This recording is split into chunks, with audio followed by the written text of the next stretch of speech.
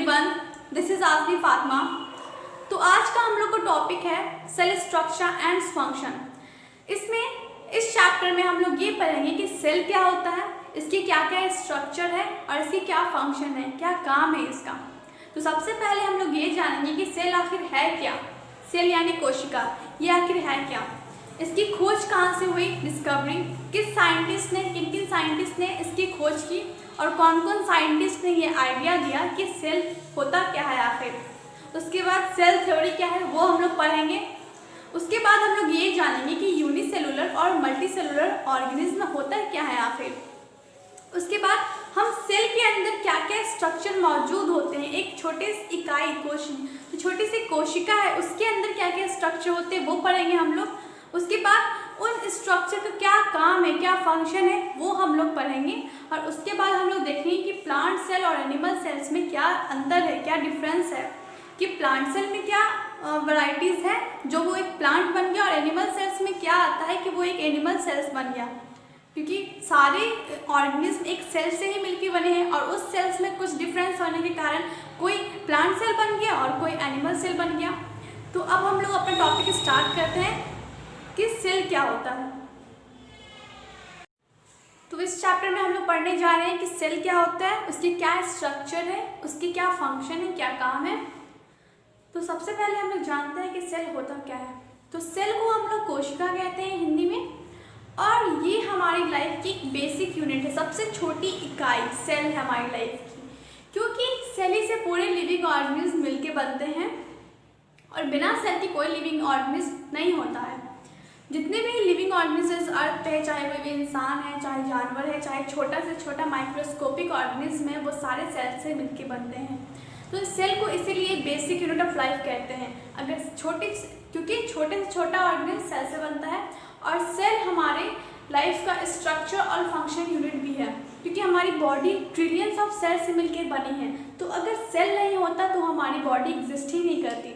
जैसे आप एक एग्जांपल ले लेते हैं कि एक मकान बनाना हो तो हम लोग बहुत सारी ईट पे ईट रख के हम लोग एक दीवार खड़ी करते हैं, उसके बाद धीरे धीरे फिर पूरी मकान बनती है। तो जो सबसे छोटी इकाई इस मकान को बनाने में इस्तेमाल हुई वो ईट थी। उसी तरह जो हमारी पूरी बॉडी है, जो भी लिविंग ऑर्गेनिज्म है, वो छोटी से छोटी इकाई यानी सेल से मिलकर बनता है, ग्रुप ऑफ सेल से मिलकर बनता है।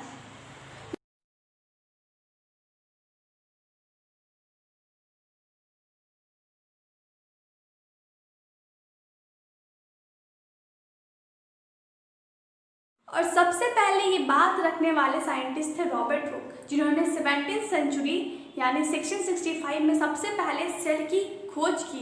उन्होंने ये खोज एक कॉर्क में की।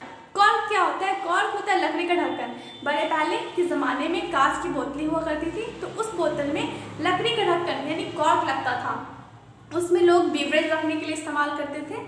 तो कॉर्क को जब मैग्नीफाई किया तो उन्होंने honey bee compartment type structure पाया और उन्होंने ये छोटे छोटे बॉक्स को सेल नाम रख दिया। और सेल एक लैटिन वर्ड है और जिसका मतलब हॉलो स्पेस या लिटिल रूम होता है। ठीक है, हॉलो स्पेस यानी खाली जगह और लिटिल रूम मतलब खाली कमरा। तो सेल का जो नाम था वो रॉबर्ट हुक ने दिया। लेकिन जो ये बात जान लीजिए कि जो कॉर्क था वो लिविंग ऑर्गेनिज्म नहीं था, वो नॉन लिविंग था, क्योंकि वो लकड़ी का ढक्कन था एक छोटा सा, जिसको उन्होंने मैग्नीफाई करके पाया कि वो एक honey bee compartment like structure है।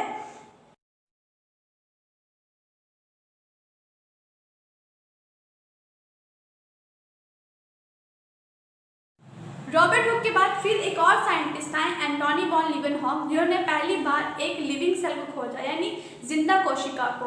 रॉबर्ट हुक जो थे उन्होंने भी सेल को खोजा था, लेकिन वो लिविंग नहीं था, वो डेड था, वो एक कॉर्क था, डेड टिश्यू था वो एक। इन्होंने लिविंग सेल खोजा और जो इन्होंने लिविंग सेल खोजा वो एक बैक्टीरिया था और वो एक रेन वाटर में से लिया था इन्होंने, और उसका बैक्टीरिया का नाम इन्होंने दिया था वाइल्ड एनिमेक्यूल्स। उस जमाने में 1839 में सेवरल साइंटिस्ट, बहुत सारे साइंटिस्ट ने एक सेल थ्योरी दिया, एक कोशिका का एक थ्योरी दिया। उस थ्योरी में ये लिखा था कि जितने भी जानवर और पौधे वो सारे सेल से बनते हैं। लेकिन कुछ समय के बाद 1855 में ये सेल थ्योरी को और बदलाव किया गया और ये बदलाव साइंटिस्ट थे रुडोल्फ विर्चो, जिन्होंने इस थ्योरी में और बदलाव किया और बताया कि सेल जो है वो प्री एग्जिस्टिंग सेल से आता है, यानी जो पहले कोशिका होती है वही डिवाइड करके नई कोशिका बनती है। अपने आप कोई कोशिका डेवलप नहीं होता है, जो पहले की कोशिका थी उसी से डिवाइड हुआ और फिर उससे नए कोशिका बने। तो सबसे पहले ये है कि सेल एक बेसिक स्ट्रक्चरल फंक्शन यूनिट है हमारी लाइफ का। उसके बाद ये है कि cell arises from pre existing cell, पहले की जो सेल एग्जिस्ट है उसी में से दोबारा नए सेल आती हैं। और जो सेल है वो सबसे स्मॉलेस्ट यूनिट है लाइफ का, कोई भी ऑर्गेनिज्म है जो। तो अब हम लोग जानते हैं कि यूनिसेलुलर ऑर्गेनिज्म और मल्टीसेलुलर ऑर्गेनिज्म किसे कहते हैं। यूनिसेलुलर ऑर्गेनिज्म को हिंदी में हम लोग एक कोशिकीय जीव कहते हैं। ये वैसे ऑर्गेनिज्म होते हैं, जीव होते हैं जो सिर्फ एक कोशिका से बनते हैं, सिर्फ एक कोशिका, इनमें कोई और कोशिका नहीं होती। और ये जो एक कोशिका है, इन्हीं एक कोशिका से अपने सारे काम कर लेते हैं। जैसे दिस यहाँ लिखा है कि this organism are made up of only one cell that carries all the function needed by organism. उस जीव को जितने भी काम करने होते हैं, जैसे रेस्पिरेशन का काम, खाना खाने का काम, फूड लेने का काम, वेस्ट को एक्सक्रीट करने का काम, वो सारे अपने एक सिंगल कोशिका यानी एक सेल से वो करते हैं काम। सिर्फ उनके पास एक सेल होता है और उन एक सेल से वो एक्सक्रीट भी कर लेते हैं, फूड को इनगल्फ भी कर लेते हैं, रिस्पायर भी कर लेते हैं और बढ़ भी जाते हैं और अपने फूड को डाइजेस्ट भी कर सकते हैं। तो ये जो एक कोशिका के जीव है, इसमें एग्जाम्पल में आता है अमीबा, पैरामीशियम, यूग्लिना, बैक्टीरिया। और ये जो यूनिसेलुलर ऑर्गेनिज्म है, एक कोशिकाय जीव, ये हमें अपने नेक्ड आई से नहीं दिखते, ये हमें माइक्रोस्कोप के से मदद से देखनी होती है क्योंकि बहुत छोटे होते हैं।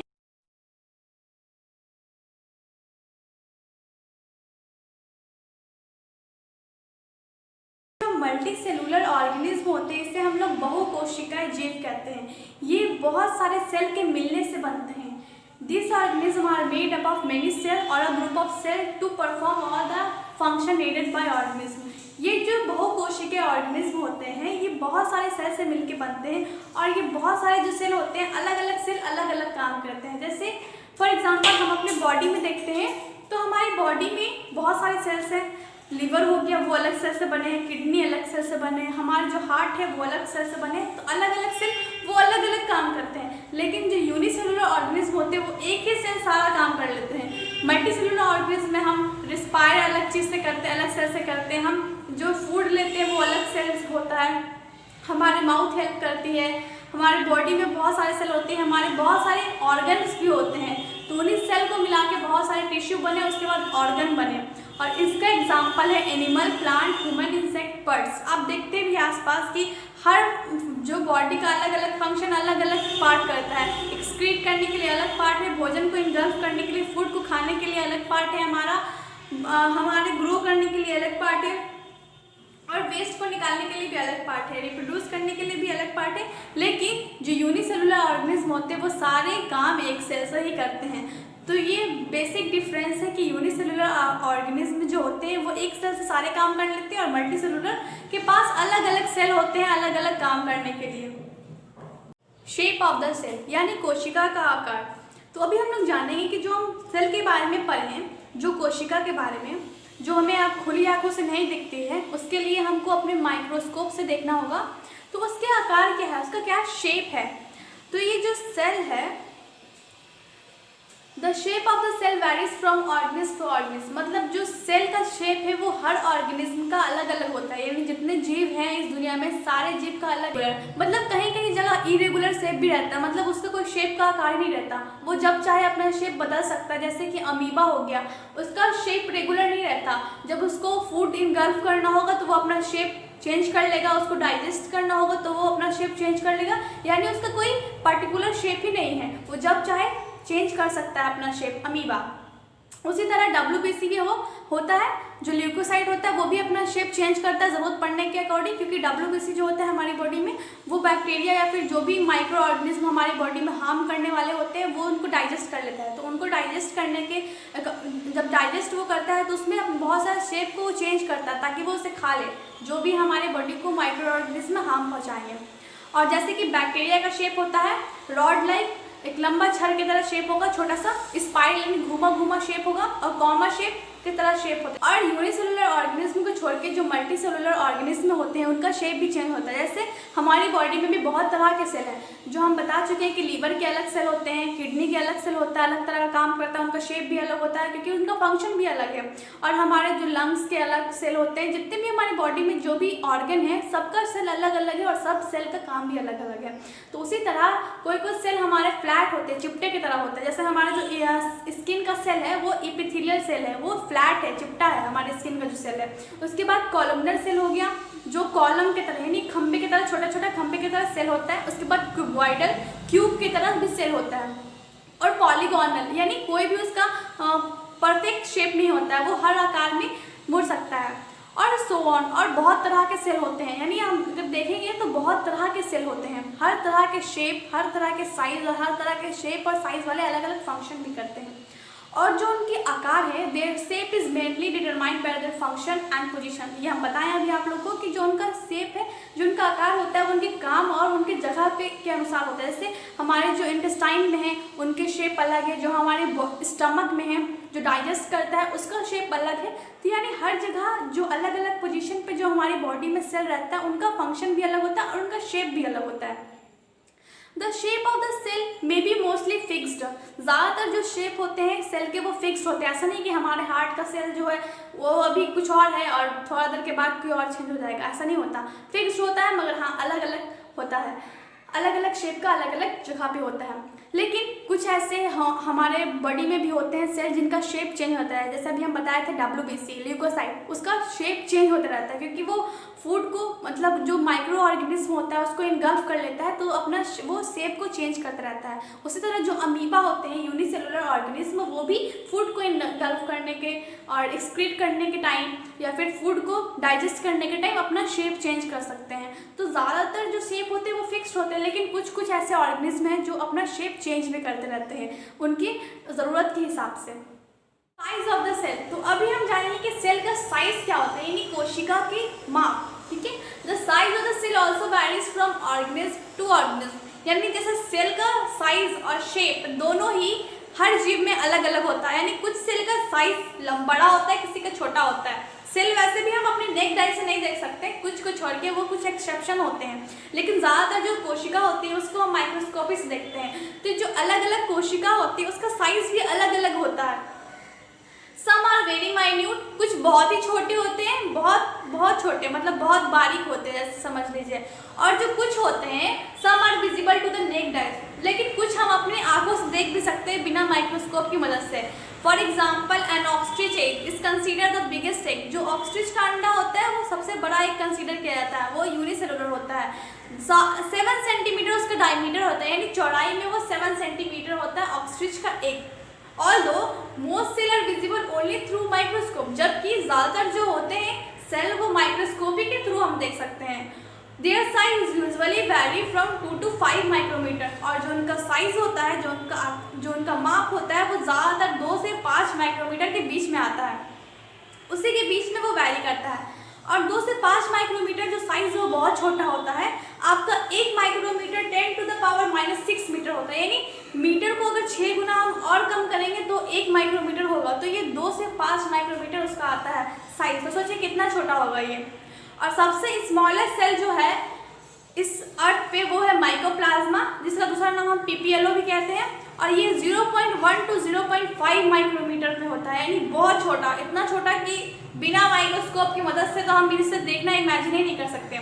और जो सबसे लार्जेस्ट सेल है ह्यूमन का, वो होता है ओवम, एग, ह्यूमन बॉडी में, फीमेल में। आगे लॉन्गेस्ट ह्यूमन सेल जो होता है आपका nerve cell, motor neuron cell, ये आपका होता है 19 सेंटीमीटर का, ये लॉन्गेस्ट सेल होता है ह्यूमन बॉडी के अंदर। और जो लार्जेस्ट यूनिसेलुलर प्लांट होते हैं एल्गी, मतलब यूनिसेलुलर कहने का मतलब एक कोशिका का, उसमें और कोई कोशिका ऐड नहीं होती है, तो वो है आपका एसिटाबुलेरिया। ये कम से कम जब ये बढ़ता है तो ये 10 सेंटीमीटर तक इसका हाइट बढ़ सकता है एसिटाबुलेरिया का, इसलिए इसको लार्जेस्ट यूनिसेलुलर प्लांट कैटेगरी में रखते हैं। ये एक एल्गी है। और आपका जो मल्टी सेलुलर ऑर्गेनिज्म में लार्जेस्ट प्लांट है ओव्यूला ऑफ साइकस।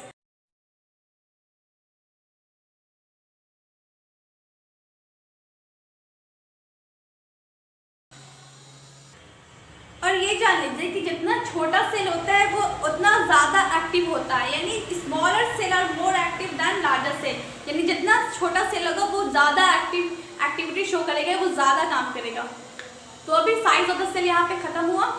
इसलिए अगले लेक्चर जो होगा उसमें हम आप लोग को डिस्कस करेंगे स्ट्रक्चर ऑफ सेल और उसके फंक्शन, उसके बाद plant cell and animal cell को हम ब्रीफ में डिस्कस करेंगे। Thank you.